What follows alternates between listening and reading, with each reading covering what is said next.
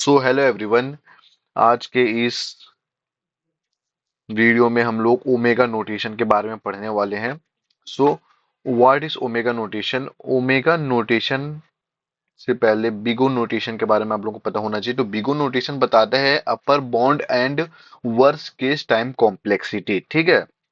और omega notation ये बताता है कि हमें लोअर बॉन्ड और base case time complexity of a algorithm in running time के बारे में।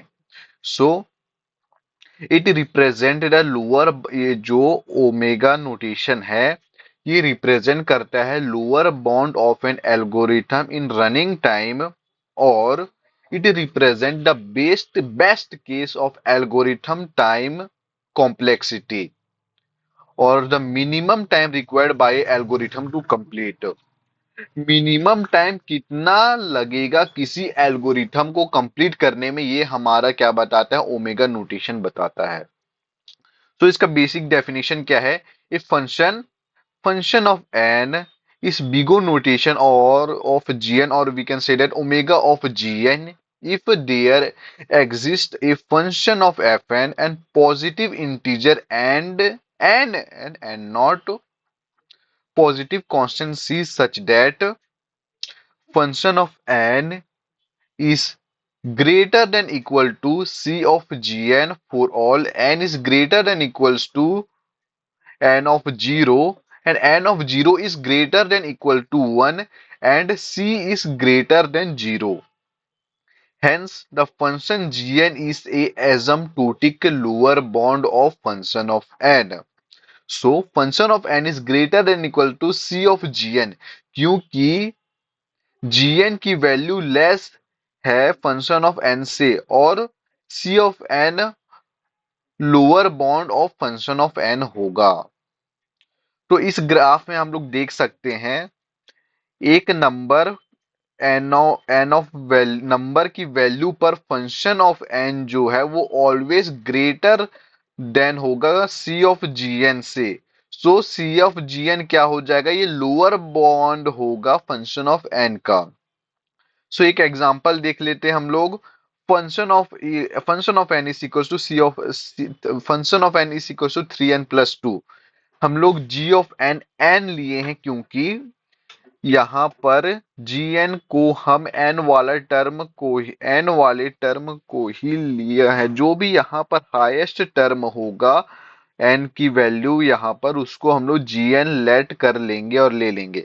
और function of n is greater than equals to c of gn, ये बिगो नोटेशन के लिए ये कंडीशन होना चाहिए। तो ये कंडीशन हम लोग यूज करेंगे। सो यहाँ पर 3n+2 greater than equals to n ले लिए। n हम लोग क्या लिए हैं? इस पूरे टर्म को n ले लिए। सो अगर c इज इक्वल्स टू 1 हम लोग लेट कर लिए बिकॉज c इक्वल्स टू 1, और n because c let c equals to 1 ले लिया क्योंकि वैल्यू हमेशा लेस देन रखना है हम लोग को, इसमें से लेस देन होना चाहिए इस टर्म से। सो हम अगर हम लोग n की वैल्यू यहाँ पर 1 पुट कर देंगे तो 3 क्या 5 हो जाएगा? 5 is greater than equals to 1, हमेशा इस कंडीशन ट्रू होगा।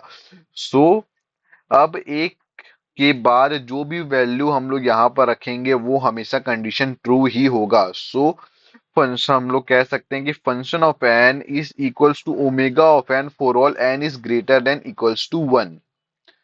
सो और एक एग्जांपल बताता हूं जिससे आप लोगों को ये कॉन्सेप्ट और अच्छे से क्लियर हो जाएगा।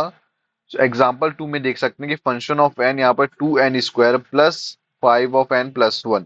यहाँ पर gn की वैल्यू हम लोग हमेशा लेंगे जो हाईएस्ट पावर टर्म है। gn हमेशा हमेशा हाईएस्ट लीडिंग टर्म होगा, उसको लेंगे। जो हाईएस्ट लीडिंग टर्म होगा इस इक्वेशन में हम लोग gn उसको हमेशा लेंगे। सो यहाँ पर gn के n² है तो gn की वैल्यू हम लोग क्या ले लिए? n² है। और function of n is greater than equal to c of gn, ये क्या है? हम लोग कंडीशन ले लिए हैं कि हम लोग ओमेगा नोटेशन, ये इक्वेशन लेना होगा ओमेगा नोटेशन फाइंड करने के लिए, ठीक है। तो इसके बाद हम लोग क्या लिखे? इस इक्वेशन को ले through n² plus 5n+1 is greater than equals to c of n²। gn की वैल्यू, gn की जगह हम लोग n² लिए तो यहाँ पर n² लिख दिए।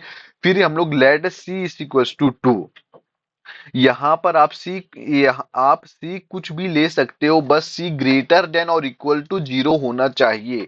समझ गए?